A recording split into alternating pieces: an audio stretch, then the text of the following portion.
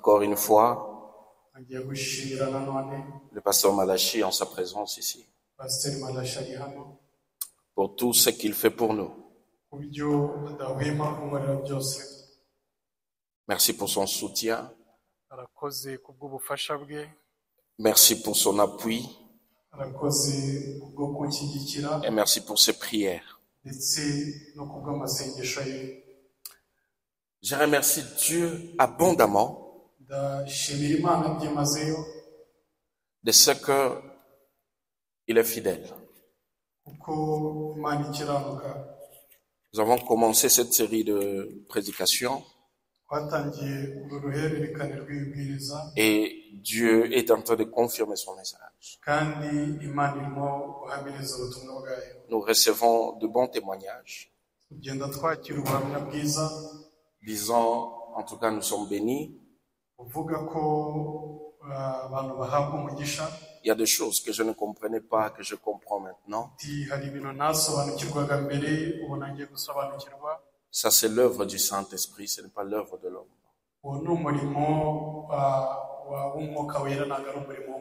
Alors que son nom soit béni.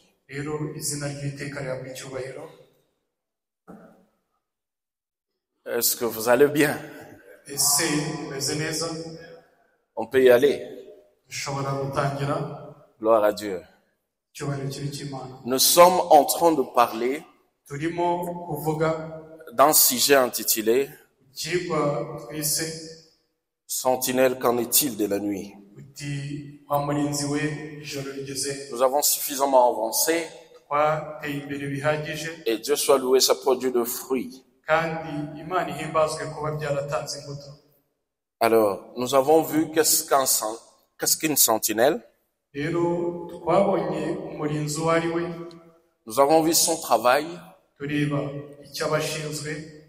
et nous avons vu ces sentinelles dans cet âge ici. Nous avons dit que chaque âge a eu son sentinelle, sa sentinelle plutôt, pardon. Et en ce dernier âge, nous avons aussi notre sentinelle. Il avait une mission de nous prévenir du danger qui vient. Et ce danger, nous l'avons vu dans Malachie 4, 5 à 6, qu'il enverrait Élie le prophète avant que ce jour terrible, redoutable n'arrive. Avant que ce jour arrive, il enverrait un message qui nous prévient pour nous permettre de nous préparer.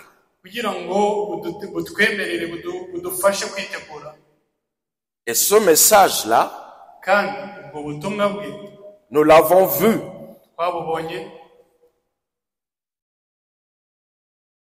Le message qui devait nous préparer, c'était composé de deux parties. Premièrement, il dit, il ramènera ce prophète-là, ou bien ce messager de Malachie 4 et d'Apocalypse 10, il ramènera le cœur des enfants à leur père. Ça, c'est premièrement. Deuxièmement, il va révéler le mystère de cet tonnerre contenu dans le sceau, qui sont de vérités mystères divinement révélés. Sont ces révélations-là qui vont ramener littéralement le cœur des enfants à leur père. Alors, nous avons vu que le message maintenant principal de William Marion Branham, c'est le 7 sceaux. Parce que pour connaître le 7 tonnerres, il faut briser les 7 sceaux. Alors tu vas découvrir ce que les 7 tonnerres ont dit.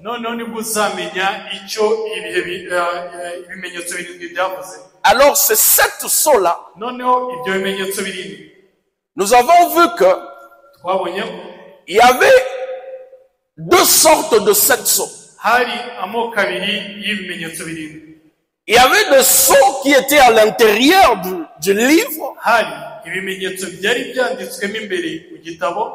Et le sceau qui était au dos du livre.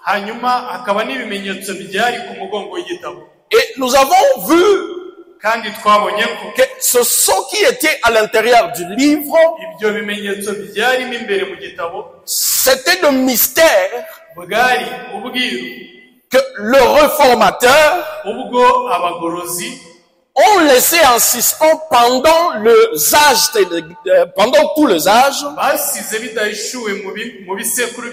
que l'ange, le 7e ange, qui est William Branham, va venir révéler. Entre autres, ces mystères sont le mystère du royaume des cieux. On a déjà vu ça ici. Le mystère de l'aveuglement d'Israël. Le mystère de la translation. Le pasteur a déjà enseigné sur ça. Le mystère de l'Église comme épouse de Christ. On a déjà aussi vu cela. Il y a le mystère de la divinité suprême de Jésus-Christ. Ça, on a déjà vu ça. Peut-être on va encore reprendre ça. Le mystère de l'iniquité. On a déjà commencé à voir ça. On n'a pas encore terminé. Le mystère de cette étoile dans les mains de Christ, dans Apocalypse 1. Qui sont les 7 messagers des âges de l'Église. Le pasteur a déjà enseigné sur les âges de l'Église. Peut-être il va rentrer là-dessus. Le mystère de Babylone la Grande. La prostituée d'Apocalypse 17. Le pasteur a déjà enseigné sur ça. Il y a le mystère de la sémence du serpent. Le pasteur aussi a déjà touché sur ça. Maintenant, tout ce mystère-là, c'est ce qui était dans le livre, qui a été laissé en suspens, que William Branham est venu révéler à l'Église. Amen. Maintenant, il y a les 7 sceaux au dos de l'Église. Au dos du livre.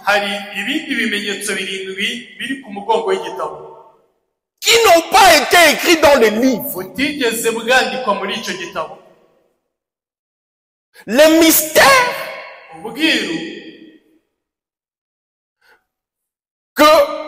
dont Jean a été interdit d'écrire.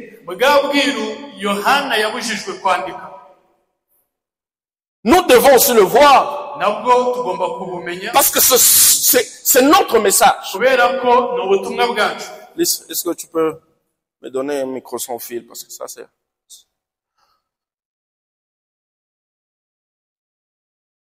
Amen. Hein? Il y a le sceau au dos du livre que nous devons comprendre, qui a été révélé, mais qui n'est pas écrit. C'est codé de façon que l'épouse elle-même, c'est celle qui doit comprendre ce mystère. Parce que ce sont le mystère qui donne la foi de l'enlèvement. Et l'enlèvement est pour seulement l'épouse. Nous devons voir ce que ce sont ont dit. Amen. Hein?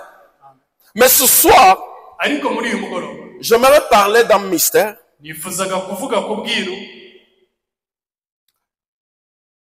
qui était à l'intérieur du livre. Et Branham dit c'est le plus grand mystère de tout le mystère. C'est le mystère de la divinité suprême de Jésus-Christ. Il dit c'est le plus grand mystère de tout le mystère. La divinité suprême. Nous avons vu que sur cette photo ici, Branham dit que cette perruque ici, ça représentait sa divinité suprême. Alors c'est ce que nous allons voir ensemble, si Dieu nous le permet. Mais je voudrais éclaircir quelque chose ici.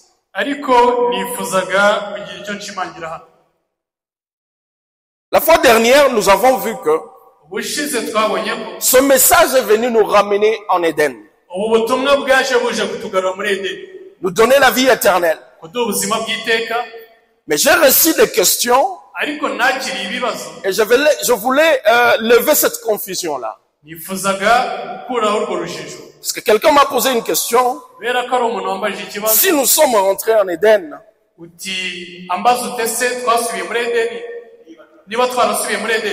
alors tout est accompli. Non. Tout n'est pas accompli. Nous sommes encore en train de voir ou bien de subir l'œuvre de la rédemption. L'œuvre de la rédemption n'est pas encore finie.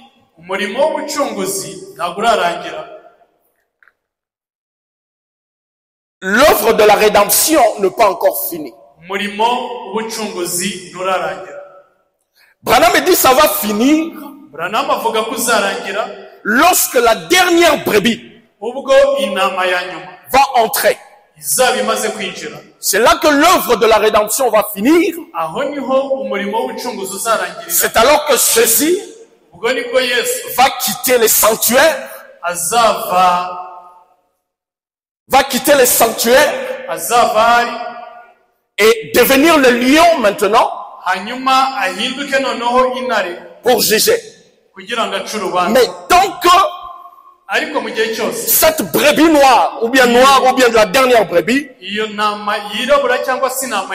n'est pas encore rentrée, ce n'est pas encore fini. Et le prophète dit que nous avons le gage aujourd'hui de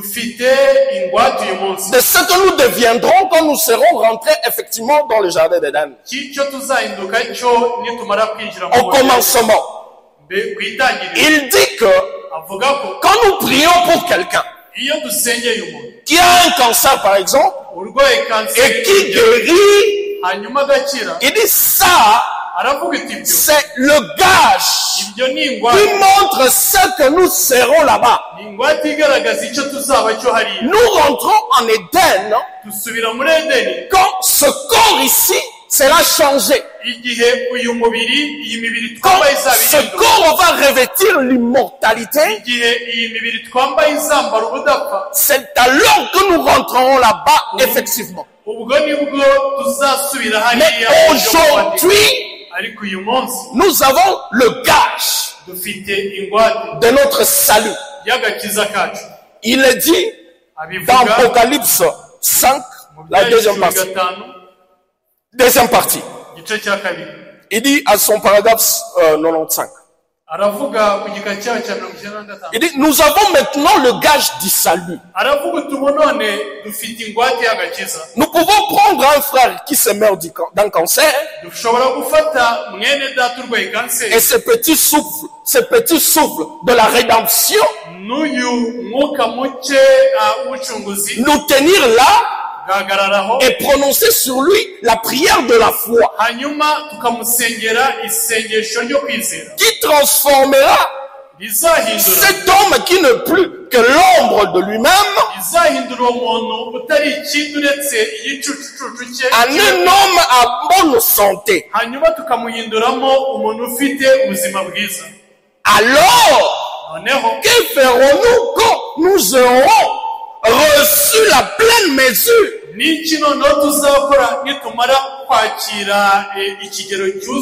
Non, 96. La nature, c'est la nature soupire et nous soupirons aussi. La nature attend la manifestation des fils de Dieu. Parce que la nature a été maudite avec son maître. A été maudite avec son maître. Quand son maître a été maudit,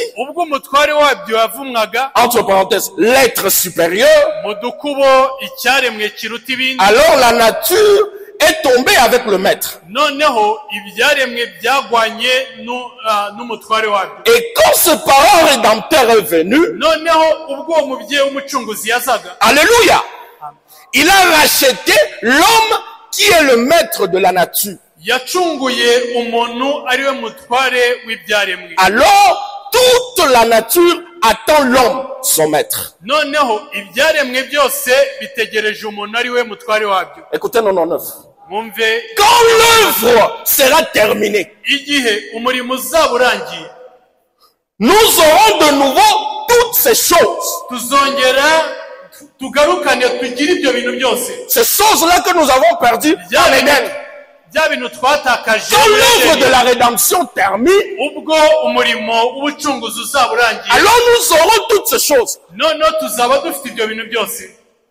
Toutes ces choses, de quelle sorte? Nous aurons toute la puissance. Nous aurons la vie éternelle. Nous aurons la santé éternelle. Nous aurons la jeunesse éternelle. Nous aurons la puissance éternelle. Et nous serons tout simplement éternels avec l'éternel. Ainsi donc, nous attendons tous la venue de ce moment. Je pense que c'est clair. Il faut que cette confusion puisse quitter. Quand la dernière brebis entre, la porte de l'arche se ferme, qui est Christ. Alors, nous revêtons l'immortalité. Nous rentrons maintenant là-bas. Et nous aurons toutes ces choses ici. Celui qui a besoin de autres citations, il va me voir après le culte. Alors nous allons commencer. La divinité suprême de Jésus-Christ. Je vais lire dans Colossiens 1. 12 jusqu'à 20. Rendez grâce à l'Éternel, au Père, qui vous a rendu capable d'avoir part à l'héritage de saints dans la lumière. Mushima data wa twese waduhaye kuraganwa n'abera umurage wo mu mucyo. Qui nous a délivrés de la puissance de ténèbres et nous a transportés dans le royaume du Fils de son amour. Niwe wadukijije ubutware bw'umwijima akadukuramo akatujyana mu bwami bw'umwana we akunda. En qui nous avons la rédemption, niwe waducunguje amaraso ye, la rémission de péché. Ngo tubone kubabarirwa ibyaha byacu. Il est l'image du Dieu invisible. Ni nawe shusho y'Imana itaboneka. Le premier-né de toute la création. Niwe mfura mu byaremwe byose. Car en lui kuko muri we ont été créées toutes choses arimo byose byaremwe qui sont dans le ciel, ari ibyo mu ijuru, sur la terre, cyangwa ibyo mu isi, les choses visibles et invisibles, nibitaboneka, trône, intebe z'ubwami, dignité, domination, autorité. Intebe z'ubwami bwose n'ubutware bwose n'ubushobozi bwose. Tout a été créé par lui et pour lui. Niwe wabiremye byose kandi il est avant toutes choses. Il est avant toutes choses et toutes choses subsistent en lui. Yabanjirije byose kandi byose bibeshwaho nawe. Il est la tête du corps de l'église. Ni nawe mutwe w'umubiri. Il est le commencement, le premier d'entre le mort. Niwe torero kandi ni nawe tangiriro n'imfura yo kuzuka. Afin d'être tout le premier. Kugira ngo abe wa mbere uhebuje byose. Car kuko Dieu a voulu que toute plénitude habite en lui. Kuko Imana yashimye ko kuzura kwayo kose kuba muri we. Il a voulu par lui réconcilier tout avec lui-même. Kandi imaze kuzanisha amahoro amaraso yo ku musaraba we imwiyungisha n'ibintu byose. Tant ce qui est sur la terre que ce qui est dans le ciel, en faisant la paix par lui et par le sang de sa croix. Ari ibyo kwisi cyangwa ibyo mu ijuru, namwe abari baratandukanyijwe n'Imana kera mukaba mwari abanzi bayo mu mitima yanyu no kubw'imirimo mibi. Colossiens 2:8. Abakolosayi 2:8. Il dit, prenez garde que personne ne fasse de vous sa proie par la philosophie et par de vaines tromperies. Aravuga ati mwirinde hatagira umuntu ubanyagisha ubwenge bw'abantu n'ibihembo by'ubusa, s'appuyant sur la tradition des hommes, sur le rudiment du monde et non sur Christ. Mwirinde hatagira umuntu ubanyagisha ubwenge bw'abantu n'ibihendo by'ubusa bikurikiza imihango y'abantu iyo bahawe n'abasekuruzaho karande. Car en lui habite corporellement toute la plénitude de la divinité. Nyamara muri we niho hari kuzura k'ubumana kose mu buryo bw'umubiri. 1 Timothée 3:16. Timothée wa mbere 3:16. Et sans contredit, le mystère de la piété est grand. Celui qui a été manifesté en chair, justifié par l'esprit, vu des anges, prêché aux gentils, crie dans le monde, élevé dans la gloire. Sugushidikanya ubwiru bw'ubumana burakomeye cyane. Imana kwerekanwa ifite umubiri ikagaragara ko ari umukiranutsi mu mwuka, ikabonwa n'abamarayika, ikamamazwa n'abanyamahanga, ikizerwa mu isi, ikazamurwa igahabwa ubwiza. Allons-y maintenant. Allons-y avec le prophète. Je suis dans la vision de Patmos. Des 60. À son paragraphe 58. Je lis en bas. La première chose que vous devez savoir, c'est qu'il n'est pas un prophète. Il n'est pas un petit Dieu. Il n'est pas un Dieu moins important. Il est Dieu. Il est Dieu. Ainsi, la révélation a donc été apportée. Et nous allons continuer ce soir quand nous allons aborder les centiples personnes de son être. Il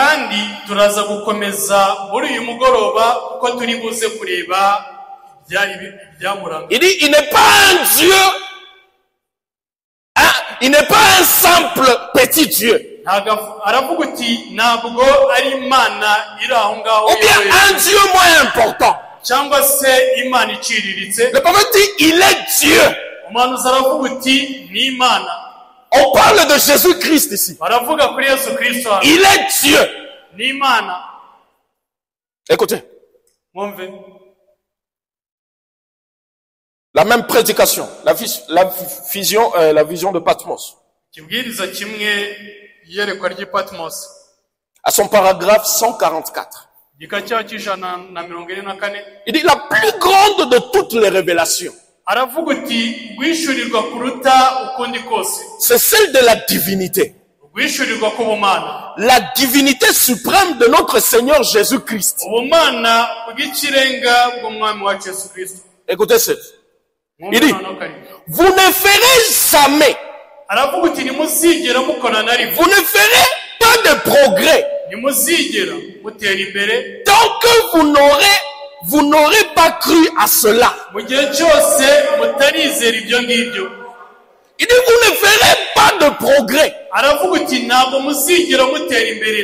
que vous n'aurez pas cru à la divinité suprême de Jésus-Christ. Amen. Je mets le fondement. La vision toujours de Patmos. 147. Très bien. La première de toutes les révélations, c'est la divinité suprême de Jésus-Christ. Il dit, vous devez savoir qui il est. Quand vous entendez cette voix, quand vous entendez sa voix, vous devez connaître ou bien savoir qui il est. Il dit très bien. La même voix qui a retenti au mont de Sinaï. Il dit la même voix qui a retenti à la montagne de transfiguration. La même personne. Il dit quelqu'un qui ressemblait au Fils de l'homme. Il dit vous devez comprendre. Quand vous entendez sa voix, vous devez connaître qui il est. Il dit la Bible dit que mes brebis me connaissent. Ils connaissent ma voix. Quand moi je parle, mes brebis entendent ma voix et ils me suivent. Mais quand Dieu parle, vous devez reconnaître qui il est. Et la voix de Dieu dans ton cœur, c'est une révélation. Que Dieu vous bénisse. Écoutez maintenant. Je suis dans Israël et l'Église. Première partie. Écoutez-moi attentivement, même si je dois introduire aujourd'hui Même si je dois introduire aujourd'hui. Israël et l'Église. Première partie. À son paragraphe 93. J'ai lu en bas la dernière phrase. Il dit, ainsi, vous êtes déjà jugés. Rien que sur ce que vous pensez de Jésus-Christ.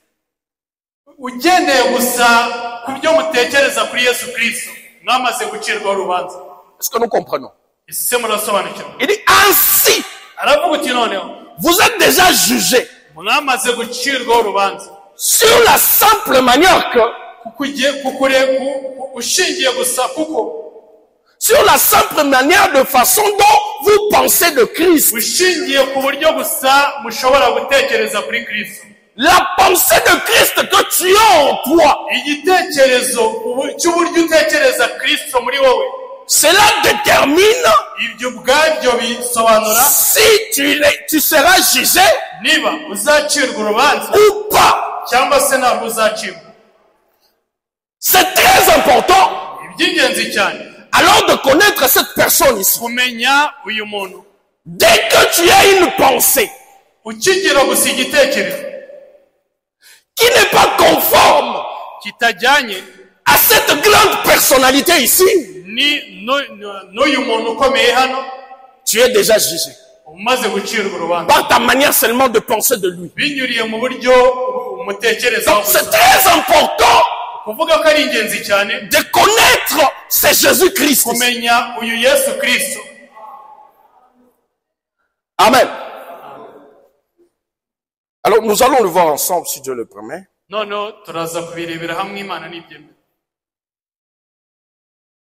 Amen. Alors quand on parle de la divinité, cela nous renvoie à l'adoration. Quand on parle d'une divinité, ça nous renvoie à l'adoration.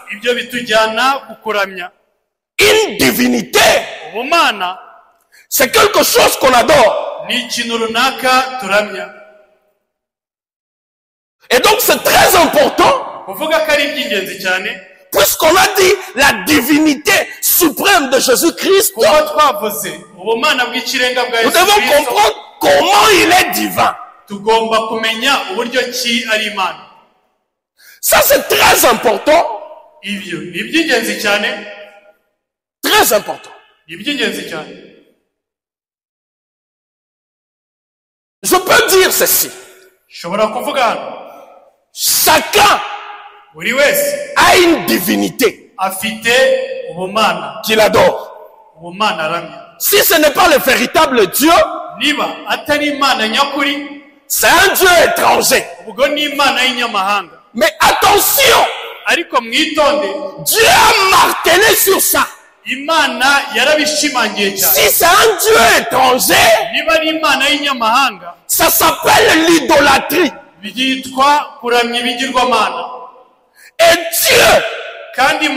il est tellement jaloux qu'il ne peut jamais céder l'adoration à une autre personne. Voilà pourquoi il a dit à Israël, Israël, tu n'auras point de Dieu devant ma face. Tu n'auras point d'autre Dieu devant ma face. Parce que je suis un Dieu jaloux.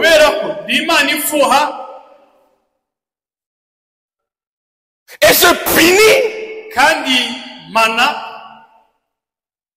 une génération ou bien le péché jusqu'à la 4e génération. C'est aujourd'hui que nous blaguons avec ça. Avant Dieu ne supportait même pas. Tu adorais notre Dieu. Dieu t'enterrait vivant là-bas. C'est un péché que Dieu hait. L'idolâtrie. kuramya ibigirwamana. Et nous avons beaucoup de formes d'idolâtrie. Kandi dufite uyu munsi abantu benshi baramya ibigirwamana. Ce n'est pas seulement s'agenouiller devant une statue et prier. Ntabwo ari ugupfukama gusa imbere y'igishushanyo ngo usenge. Branham dit, Branham aravuga, ton mari peut être ton Dieu. umugabo wawe ashobora kuba imana yawe. Tes enfants peuvent être ton Dieu. Abana bawe bashobora kuba Ta imana femme yawe. peut être ton Dieu. Umugore wawe ashobora kuba imana yawe. Ton téléphone peut être ton Dieu. Telefone yawe ishobora kuba imana yawe. Ton travail peut être ton Dieu. Akazi kawe gashobora kuba imana yawe. Chaque chose Ikintu icyo ari cyo cyose qui passe au devant de Dieu, premièrement, kijya ku mwanya wa mbere ukakisumbisha imana. Branham me dit c'est ton Dieu. Branham avuga ko icyo kintu aba ari imana yawe. Donc il faut faire vraiment attention. Birasaba kwitonda mu by'ukuri. Mais dans tout le cas, Ariko uko byagenda kose, il y a trois choses indispensables que nous devons retenir ici. hari ibintu bitatu by'ingenzi tugomba kuzirikana hano. Pour adorer, Kugira ngo ramye, il faut connaître trois choses birasaba kumenya ibintu bitatu très indispensables. by'ingenzi cyane. Si tu rates ça, tu risques de glisser dans l'adoration de Dieu cet Uramutse ubuze ibyo ngibyo ushobora kwisanga uri mu kuramya ibigirwamana. Écoutez, Imana ikagwana. la première des choses qu'il faut comprendre Ikintu cya mbere et qu'il faut savoir kandi ugomba et qu'il kumenya, faut connaître, ugomba no gusobanukirwa le nom d'adoration. n'izina ryo kuramya. Quel nom que tu dois utiliser pour adorer? Ese ni irihe zina ugomba gukoresha uramya? Deuxièmement, Icya kabiri, le lieu d'adoration. ni ahantu ugomba kuramiriza.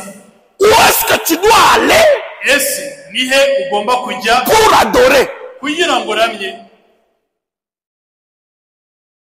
Parce que Kubera ko Jésus avait dit à cette femme-là, Yesu yabwiye uwo mugore, parce qu'elle s'est vantée que c'est sur cette montagne qu'on adore. kubera ko yavugaga ko kuri uwo musozi ariho bagomba kuramiriza gusa, Il lui a dit, aramubwira, désormais, utuhereye none l'adoration kuramya ne se fera plus ntabwo bizongera ni kubera sur cette montagne, yaba kuri uyu musozi ni à Jérusalem. cyangwa se i Yerusalemu. Mais les vrais adorateurs, Ariko abaramyi nyakuri ils adoreront bazaramya Dieu en esprit et en vérité. Imana mu kuri no mu mwuka. Donc, le lieu Ni ukuvuga ahantu est aussi très important. naho ni ah'ingenzi cyane.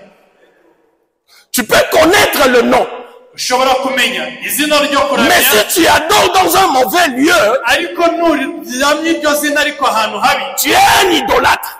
uba uramya ibigirwamana.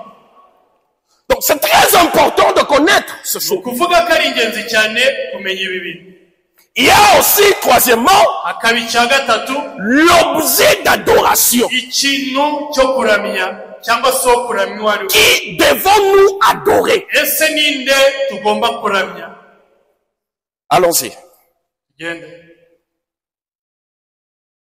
Je commence par le nom d'adoration. Ndatangirana n'izina ryo kuramya.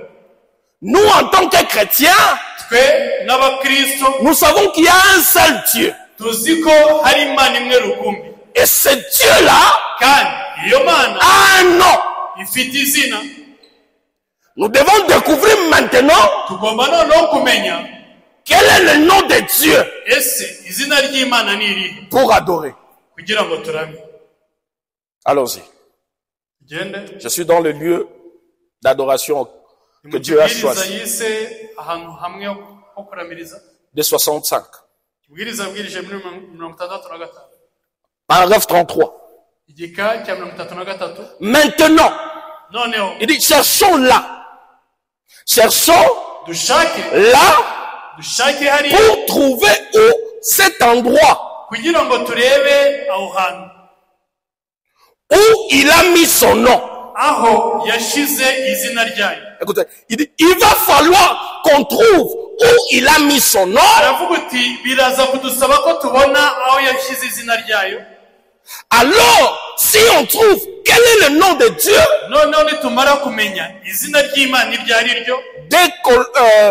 quel est le nom de Dieu où il l'a mis, à ce moment-là, on aura trouvé les lieux d'adoration. Donc, le nom d'adoration est relié au lieu d'adoration. Si tu rates le nom d'adoration, tu ne vas jamais trouver le lieu d'adoration.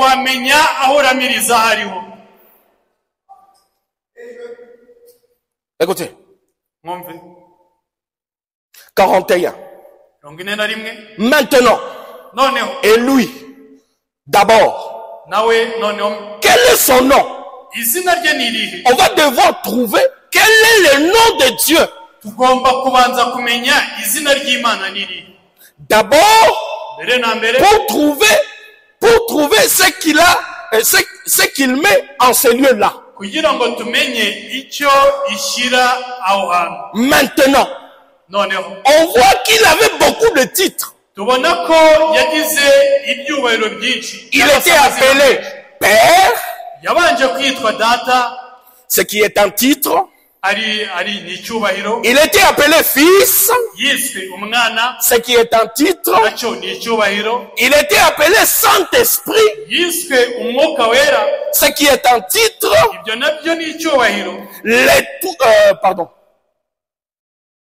Il était appelé la rose de Sharon, la rose de Sharon, ce qui est un titre. Les lys de la vallée, les lys de la vallée, un titre. L'étoile du matin, Jéhovah Jireh, Jéhovah Rapha. C'est 7 différents noms de rachat composés. C'était tous des titres. Il dit, aucun d'entre eux n'était un nom.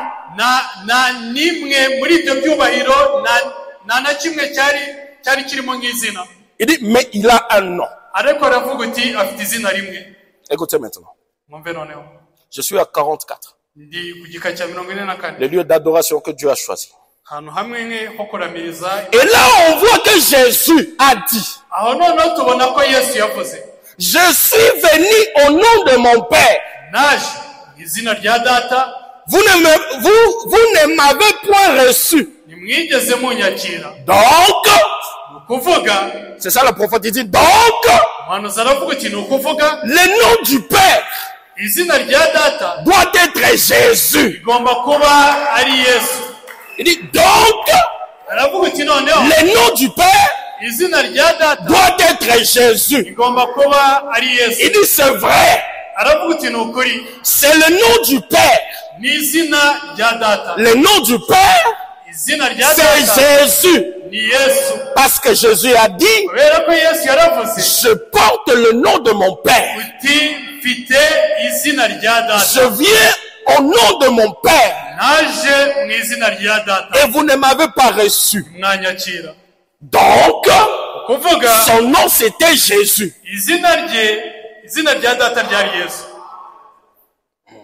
Le nom du Père,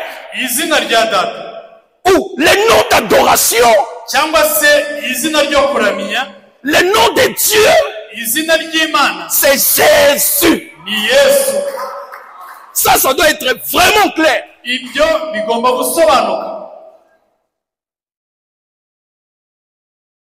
Amen. Hein? Je lis en bas. Il dit, et le nom a été placé dans un homme. Pas dans une église. Pas dans une dénomination. Pas dans un credo. Mais un homme. Il a choisi de faire résider son nom en Jésus-Christ. C'est ça le nom de Dieu. Dans lequel nous devons adorer. Si tu adores en dehors de ce nom, selon le message, selon la Bible, tu seras en train d'adorer des dieux étrangers. Écoutez, je suis toujours dans ce même prédication. Le lieu d'adoration. 61, je lis en bas. Il dit, c'est pourquoi tout ce que nous devons faire, ou en parole, ou en acte, nous devons le faire au nom de Jésus-Christ. Si nous prions, nous devons prier au nom de Jésus. C'est très important. Il y a des prières qui ne sont pas faites au nom de Jésus. J'entends des gens dire, il termine la prière, il dit seulement sous le sang Amen.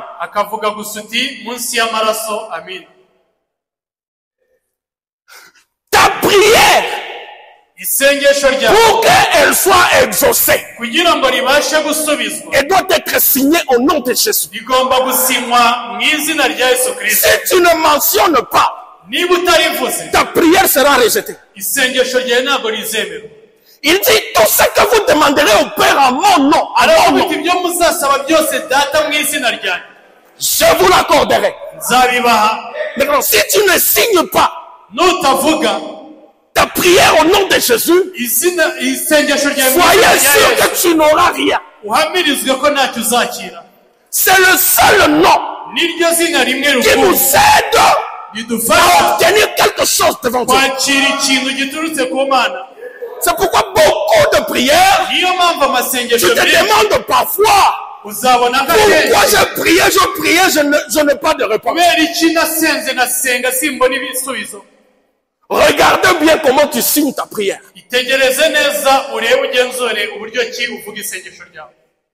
C'est seulement dans le nom de Jésus que ta prière sera exaucée.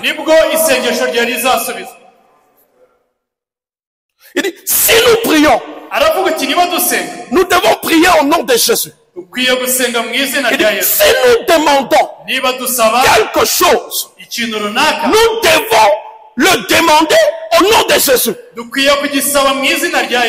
dit, si nous marchons, nous marchons au nom de Jésus. Il dit, si nous parlons, nous parlons au nom de Jésus. Il dit, si nous baptisons, nous baptisons, nous devons baptiser au nom de Jésus-Christ. Car tout ce que nous faisons en parole ou en acte, il dit, faites-le au nom de Jésus. Il dit tout, que ce soit en parole ou en acte, faites-le au nom de Jésus. Et c'est la Bible, le message de Frère Branham, que personne ne vous trompe, c'est basé fondamentalement et principalement sur la Bible. Colossiens 3, 17. Il dit, quoi que vous fassiez, en parole ou en acte, faites tout au nom du Seigneur Jésus. Son message est tellement biblique.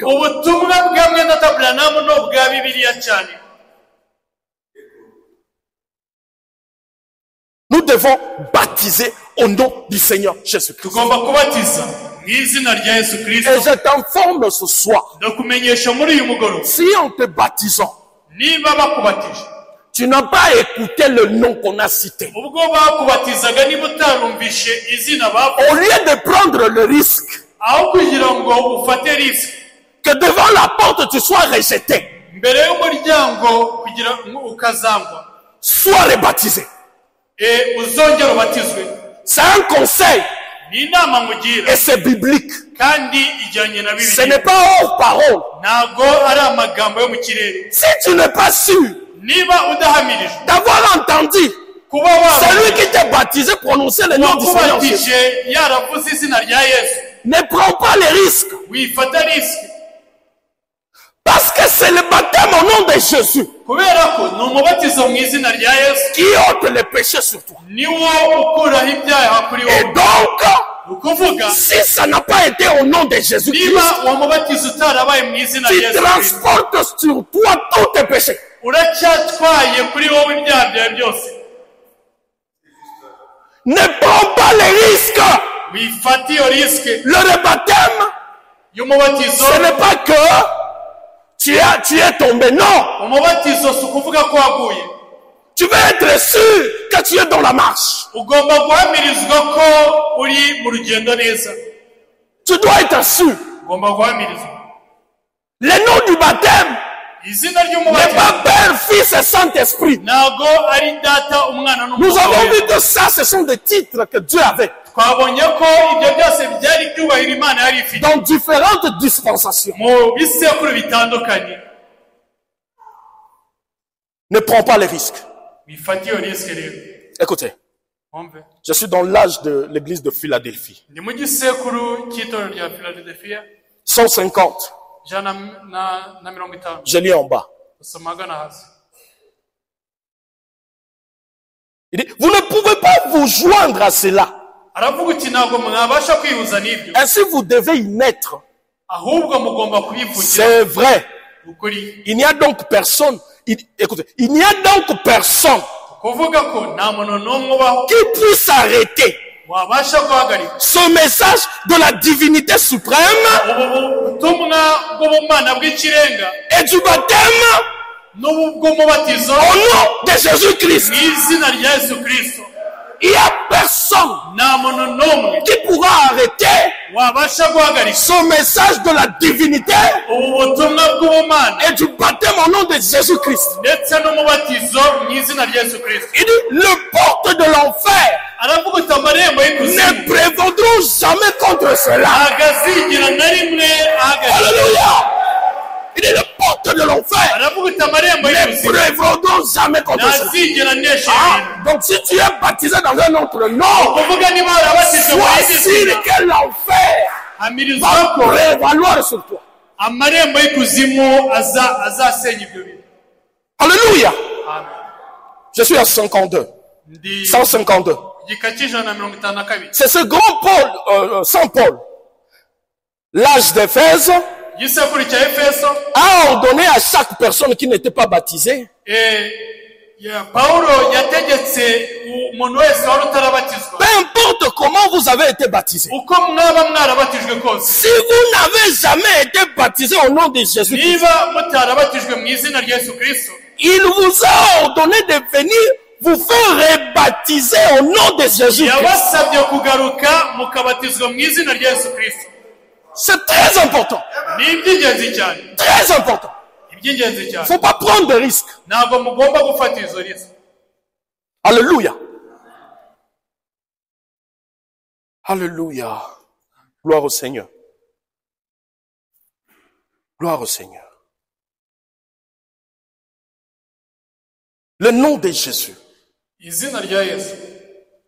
Le prophète dit, Manzi aravuga, il lit une écriture de l'Apocalypse. somye icyanditswe cyo mu byahishuwe, Là où aho on dit, bavuga j'écrirai sur lui le nom de mon Dieu uti nzandika kuri we izina ry'Imana et le temple de mon Dieu. ndetse n'ingando y'Imana yawe. Quand Branham Ubwo Branham prend cette écriture-là, iki cyanditswe, il dit le nom du temple de Dieu. yaravuze uti izina ry'urusengero rw'Imana. C'est la nouvelle Jérusalem. Ni Yerusalemu nshya. Et il dit la nouvelle Jérusalem, Akavuga ko Yerusalemu nshya c'est l'épouse. n'umugeni. c'est l'épouse.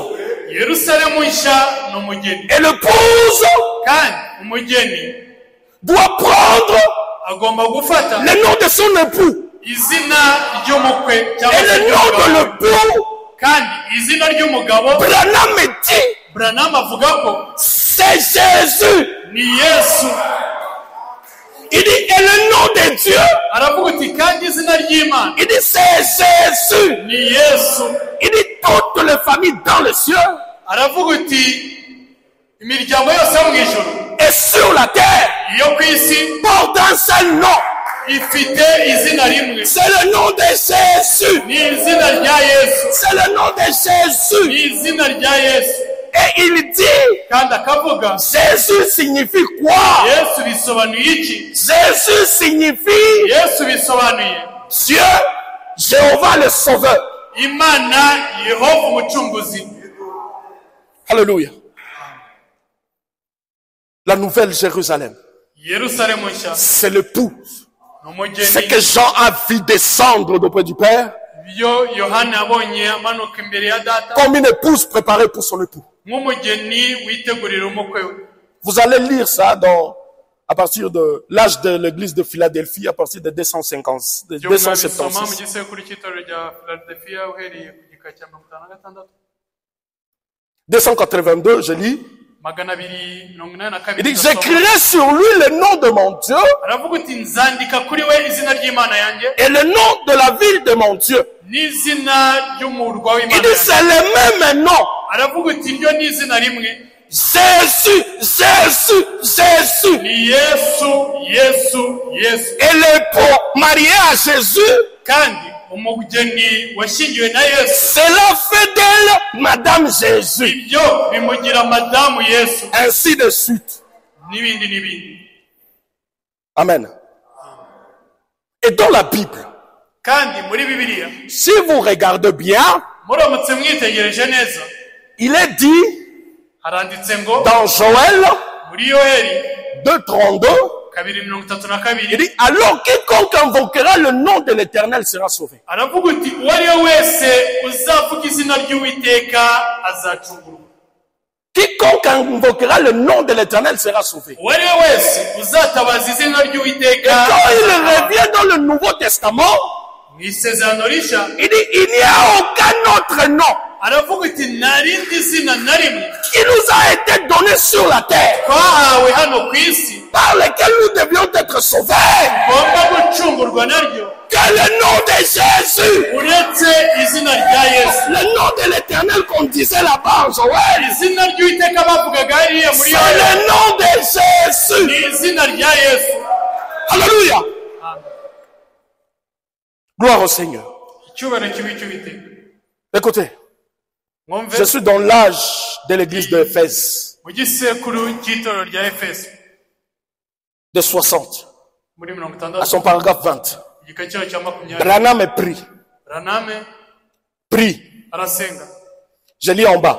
yari arimo gusenga ndasoma Nous ne pourrions pas dire ntabwo twabasha kuvuga que nous venons au nom d'une certaine église ko tuje mu izina ry'itorero runaka ou d'une dénomination cyangwa se ry'idini runaka ou au nom de cette église cyangwa se izina ry'iri torero ou à notre propre nom. cyangwa se ngo tuje mu izina ryacu bwite. Il dit, parce que cela, ati kubera ko ibyo byose nous n'aurions pas la certitude d'obtenir une audience auprès de Dieu. ntabwo twahamirizwa ko twabona uburenganzira imbere y'Imana. Mais comme Jésus nous a dit, ariko nk'uko Yesu si yabivuze vous demandez quelque chose au Père en mon nom, iyo dusaba ikintu runaka data mu izina je ryanjye le ferai. nzagikora. Alors, nous savons que qu'en venant au nom de Jésus, noneho tuzi neza ko iyo tuje mu izina rya Yesu tu nous exauceras. yuko uzadusubiza. Il dit, nous ne pouvons pas venir à notre propre nom. aravuga ati ntabwo twaza mu izina Ou le ryacu nom d'une église. cyangwa se mu izina ry'itorero ryacu, Mais au nom de Jésus seulement. ariko tuza mu izina rya Il Yesu. faut que vous naissiez de nouveau. birasaba ko muvuka ubwa kabiri. De 61. kibwiriza bwije muri 61 Son paragraphe 20. igika cyayo cya 20 Je lis en bas aussi. soma agana hasi. Il prie. Il dit, nous venons au nom du Seigneur Jésus-Christ. Sachant que nous ne pourrions pas venir en disant, maintenant, Père, voici William Branham. Ou bien, Orman Neville.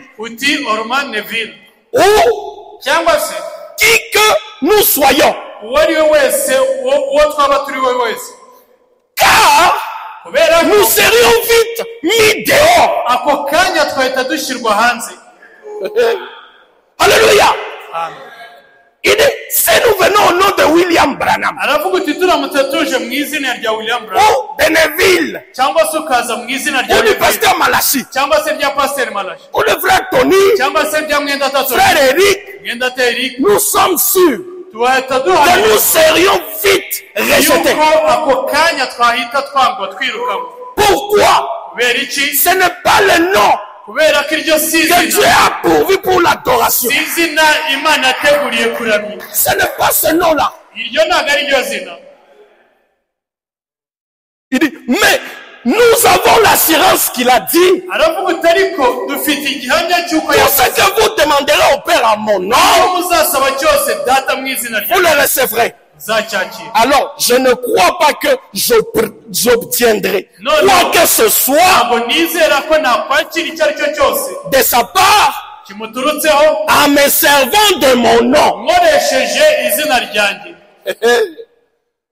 En me servant de mon nom. C'est-à-dire William Branham. Mais, je sais que lorsque je me sers du nom de son fils, c'est là que j'obtiendrai ce que je demande. C'est en lui que je place ma confiance. Nous avons vu le nom d'adoration, c'est quoi? Nous allons aborder maintenant le lieu d'adoration. Nous allons aborder le lieu d'adoration. Amen. Hein? Je suis dans Jean 4, 20. Il dit ceci. Nos pères ont adoré sur cette montagne. Et vous dites, vous, que le lieu où il faut adorer est à Jérusalem.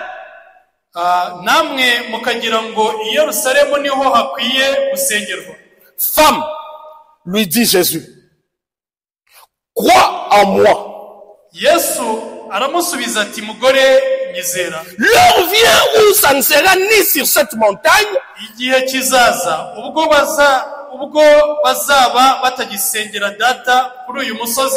Jérusalem, que vous adorerez le Père.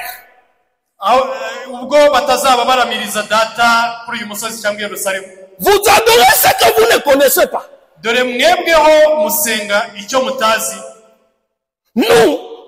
Nous adorons ce que nous connaissons. Car le salut vient de Juifs. Mais l'heure vient, et elle est déjà venue, où les vrais adorateurs adoreront le Père en esprit et en vérité. Il dit, car ce sont là des adorateurs que le Père demande. Il dit, Dieu est esprit. Il faut que ceux qui l'adorent en esprit et en vérité.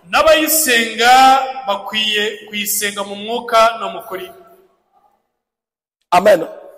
Nous avons vu que dès que nous trouvons le nom d'adoration, nous aurons trouvé le lieu d'adoration. Et donc, le lieu d'adoration, ce n'est pas ici.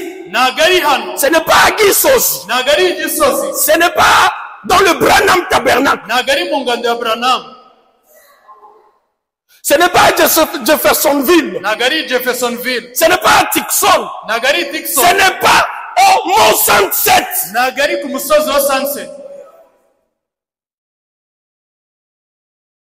Ce n'est pas dans les Sabignon Canyon. Mais le lieu d'adoration que Dieu a prévu pour qu'on l'adore, c'est en Jésus-Christ. C'est en Jésus-Christ. Nous allons le lire. Je suis dans le lieu d'adoration toujours. 46. Alors nous l'avons là. Celui-là et pas un autre. C'est pour lui seul. Le lieu d'adoration que Dieu a choisi. Le lieu de Dieu qu'il a choisi. Dieu a choisi de rencontrer l'homme. Ce n'est pas dans une église.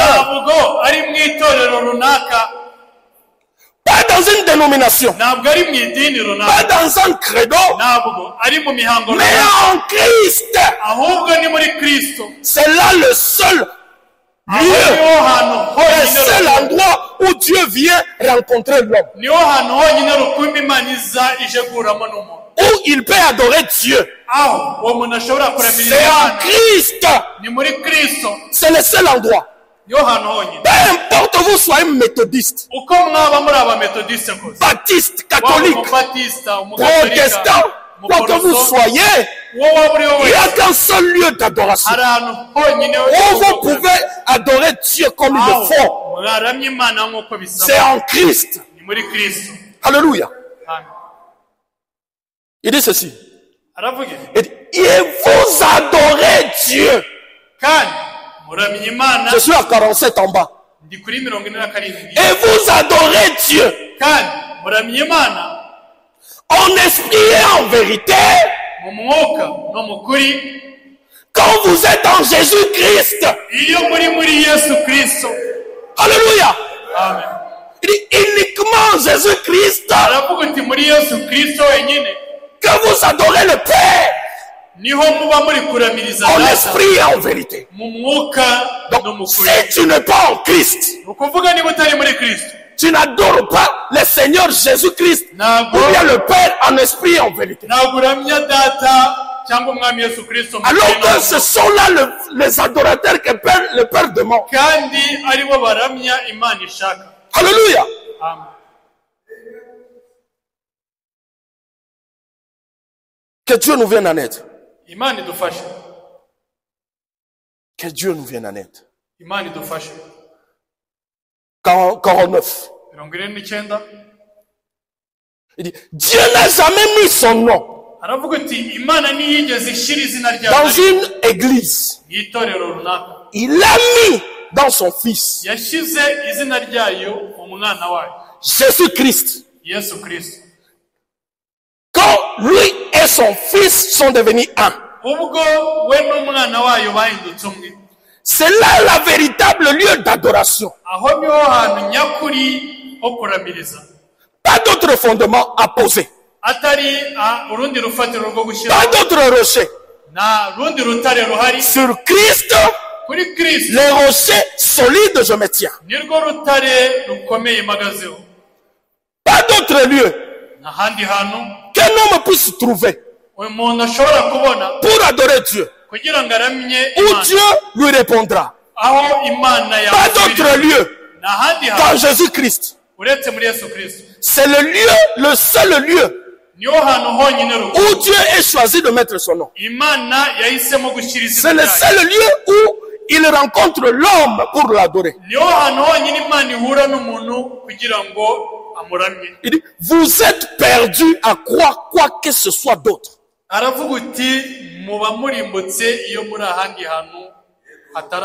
Si vous croyez quoi que ce soit d'autre,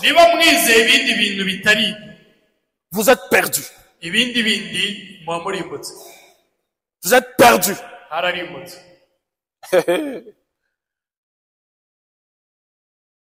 Alléluia. Je suis à 58. Il dit, votre église ne peut pas être très bien. Comme édifice. Votre confrérie ne peut pas être très bien, humainement. ntabwo haba ari heza ho kuramiriza. Il dit, mais quand vous reniez aravuga uti ariko iyo muhuje le corps, umubiri, le sang, amaraso, la parole de Jésus-Christ, n'amagambo ya Yesu Kristo, vous êtes mort dès l'instant où vous le faites. muba mupfuye ako kanya mukibikora. Oh, ce corps de Jésus, ce petit corps de Jésus. Oh, uyu mubiri wa Yesu, uyu mubiri muto wa Yesu. Sans ce corps-là, uwo mubiri udahari, il n'y a pas de rédemption. nta bucunguzi bwaba buhari. Dieu le Père, Imana Data, en tant qu'esprit, nk'umwuka, ne pouvait pas accomplir l'œuvre de la rédemption. ntabwo yari busoze umurimo w'ubucunguzi. Il fallait le corps. byamusabaga umubiri. Le prophète dit, umuhanuzi aravuga, il dit, si vous reniez le corps, niba muhakanye umubiri, le sang amaraso, et la parole de Jésus-Christ, n'amagambo ya Yesu Kristo, sois sûr que vous êtes mort dès l'instant là. muhamirizwe ko mwamupfuye ako kanya. Vous êtes mort dès l'instant. mwamupfuye ako kanya. Alléluia. Alléluia. Que Dieu nous vienne en aide. Imana idufashe. Écoutez, je suis dans notre position en Christ. Écoutez très bien. Ikibwiriza yise igihagararo cyacu muri Kristo. À son paragraphe 21. Igika cyacu cya 21. Maintenant, noneho c'est à ceux qui ont c'est à ceux qui sont en Christ, kuri ba bandi bari muri Kristo, en Jésus, muri Yesu, qu'il adresse cela. nibo abwira ibyo. La position du croyant en Christ. Igihagararo cy'umwizera muri Kristo. Et Christ ne rencontrera le croyant que, kandi Kristo ntazigera ahura n'umwizera kiritse. écoutez, point, tudomo, le croyant ne peut adorer Christ umwizera cyangwa se abizera ntabwo baramya Kristo que lorsqu'il est placé dans sa position en Christ. keretse bari mu gihagararo cyabo muri Kristo. Tu peux adorer Dieu ushobora kuramya Imana que lorsque tu es placé dans ta position en Christ. keretse uri mu gihagararo cyawe muri Kristo. Écoutez, le prophète dit, je ne pense pas que vous avez saisi cela. Sinekereza ko mwabashije mwumvisha ibyo ngibyo. Il dit, laisse-moi l'expliquer autrement. mureke bisobanure mu bundi Il dit, buryo. regardez, mwitegereze, un croyant umwizera ne peut pas adorer. ntabwo yaramya, Il n'a pas le droit d'adorer. ntafite ndetse n'uburenganzira bwo kuramya. Il dit, point. aravuga utudomo. Aucun homme nta muntu n'umwe n'a le droit d'adorer le Seigneur ufite uburenganzira bwo kuramya umwami s'il n'est pas dans le corps du Seigneur Jésus-Christ. niba atari mu mubiri w'umwami Yesu Kristo. Alléluia. Aucun homme nta muntu n'umwe n'a le droit d'adorer le Seigneur ufite uburenganzira bwo kuramya umwami s'il n'est pas dans le corps du Seigneur Jésus-Christ. niba atari mu mubiri w'umwami Yesu Kristo. Et on y entre comment? kandi twinjira muri uwo mubiri gute? C'est par un seul baptême. ntibinyure mu mubatizo umwe, Le baptême du Saint-Esprit. umubatizo w'umwuka wera. La nouvelle naissance intervient partout. ukuvuka bwa kabiri kuza mu bintu byose. Le baptême du Saint-Esprit, umubatizo w'umwuka wera c'est ce qui t'introduit dans le corps du Seigneur ni Jésus-Christ. ukwinjiza mu mubiri w'umwami Et Yesu. là maintenant, aho noneho tu as le droit d'adorer. ufite uburenganzira bwo Et kuramya. donc, en dehors de Jésus-Christ, hanze ya Yesu Kristo tu n'as pas le droit d'adorer. nta burenganzira ufite bwo kuramya. C'est pourquoi icyo gituma il est impératif. ari iby'ingenzi cyane. Il est très important. iby'ingenzi cyane, Il est presque capital iby'ingenzi cyane de recevoir le Saint-Esprit. kwakira umwuka wera.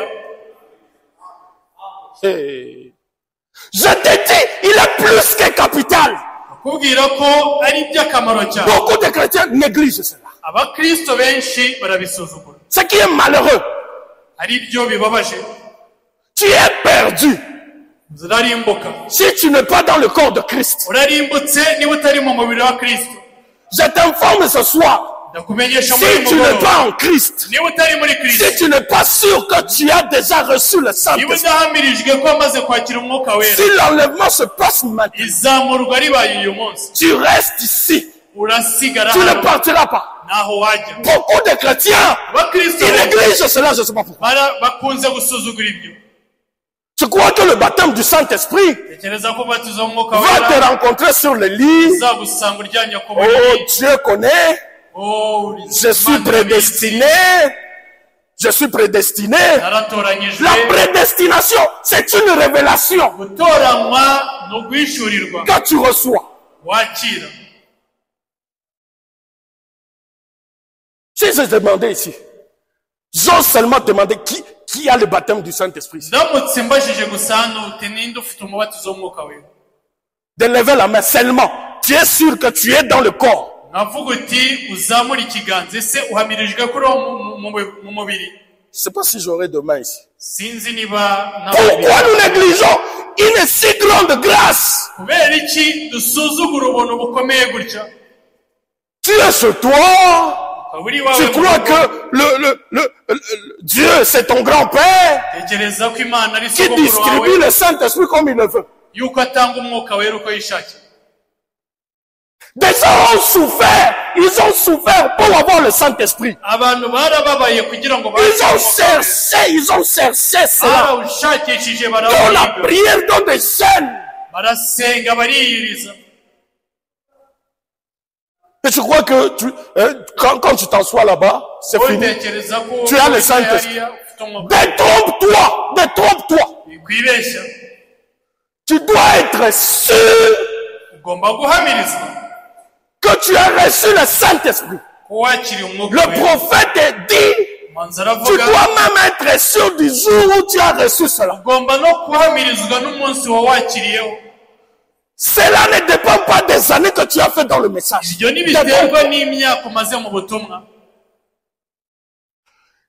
nombre d'années, ça ne compte pas. Les gens se corneillent. Le même jour, ils étaient disposés, ils ont reçu le Saint-Esprit. Ne sois pas distrait. Le prophète dit, c'est la clé devant le porte du ciel. Le baptême du Saint-Esprit. Et pas n'importe quel baptême. Je parle du baptême dans l'âme. Qui t'introduit dans le corps mystique de Christ.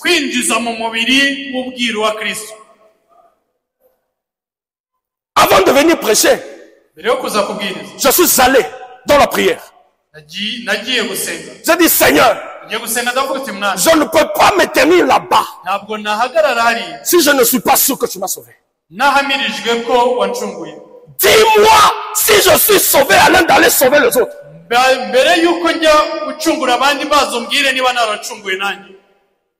C'est une question de vie ou de mort. Les gens négligent. Tu viens t'en venir chaque jour seulement. Tu t'assois là-bas. On te donne l'occasion de prier. Tu restes debout en train de regarder les gens. C'est négligent. Un chrétien négligent. D'ailleurs, tu n'es pas encore chrétien. Avant de recevoir le Saint-Esprit. Dit le prophète. Ne te compte pas parmi les chrétiens. Avant de recevoir le Saint-Esprit. Et ton adoration est en vain. Je suis allé devant l'Éternel. J'ai dit, Seigneur, je ne sors pas de cette chambre si tu me donnes, si tu ne me rassures pas que je suis sauvé.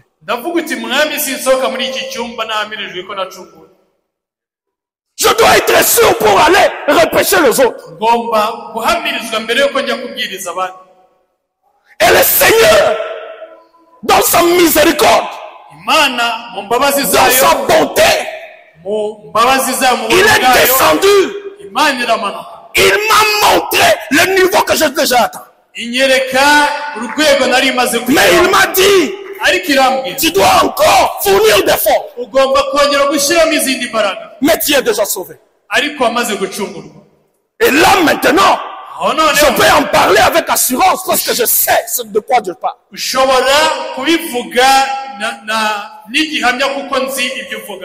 Aucune expérience. Tu es là. Tu es là. Ça c'est une lettre. Il faut que le Saint-Esprit vienne en toi pour faire vivre ceci. Oh non, nous avons commencé à Yamaha. Et là-bas, il y avait les réveils. Hein?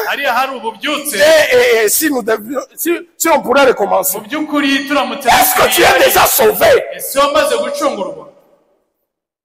Paul a posé la question aux disciples des gens. Est-ce que vous avez reçu le Saint-Esprit quand vous avez cru? Il dit, nous ne savons même pas qu'est-ce que le Saint-Esprit. Il y a beaucoup de gens qui ne savent même pas qu'est-ce que le Saint-Esprit. Et tu dors. Tu dors. Tu dors. Tu te lèves le matin. Oh Seigneur, accompagne-moi. Des fois, tu ne pries même pas. Tu prends ton sac, tu pars. Et tu crois que le Saint-Esprit va venir et te rencontrer là-bas. Si tu rates le Saint-Esprit, tu as tout raté. Tu as tout raté. Vaut mieux que tu naisses, que tu deviennes bébé, mais dans le corps de Christ. Mais tu es dehors. Tu es la proie du diable. Voilà pourquoi tu es ballotté. Voilà pourquoi chaque doctrine qui vient, ça t'emporte. Tu n'es pas ancré en Christ.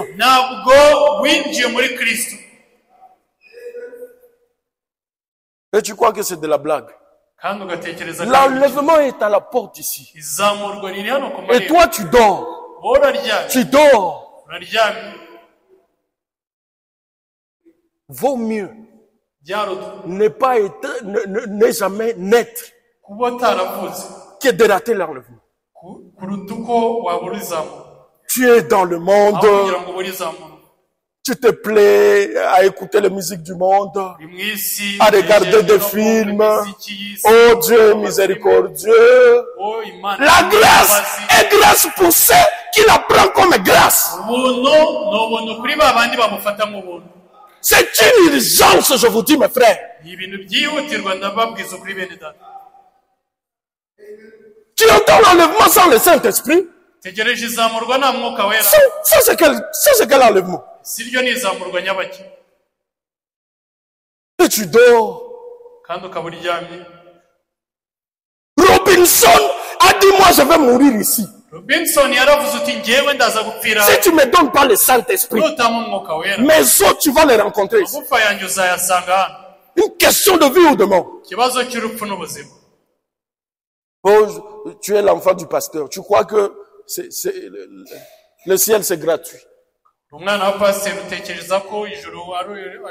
Tu es la femme du prédicateur. Oh non, mon mari est sauvé, donc moi aussi. C'est une question individuelle et personnelle. Voilà pourquoi la Bible dit, vous serez au lit à deux. L'un sera pris et l'autre laissé. C'est une urgence.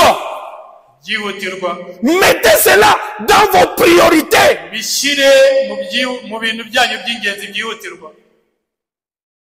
Que Dieu nous vienne en aide. Que Dieu nous vienne en aide. Je vais lire deux citations, je termine. 86. Le lieu d'adoration que Dieu a choisi. Maintenant, nous voulons voir comment on entre en lui. Comment est-ce qu'on entre dans ce lieu d'adoration? 1 Corinthiens 12 règle la question. règle la question. En effet, par un seul esprit, pas par une église, pas par un seul credo, pas par un seul pasteur, pas par un seul évêque, pas par un seul prêtre, par un seul Saint-Esprit, nous sommes baptisés dans un seul corps, qui est le corps du Seigneur Jésus-Christ. 87. Il dit, qu'est-ce que ce corps? Au commencement était la parole. Et la parole était avec Dieu. La parole était Dieu. Et la parole a été faite chair. Elle a habité parmi nous. Comment pouvons-nous être dans ce corps et renier une seule parole? Comment? Tu peux être dans ce corps. On prêche ici, tu renies. Tu n'es jamais entré dans ce corps. Et le baptême du Saint-Esprit, c'est différent de la sanctification, de la justification. Tu es au niveau de justification. Tu ne seras jamais enlevé. Tu es au niveau de la sanctification. Tu ne seras jamais enlevé. Ceux qui seront enlevés, c'est ceux qui se trouvent en Jésus par le baptême du Saint-Esprit seulement. Que Dieu nous vienne en aide. Que Dieu nous vienne en aide. Il dit, nous devons garder ces seuls lieux d'adoration, c'est-à-dire Jésus-Christ, la parole. Que Dieu vous bénisse.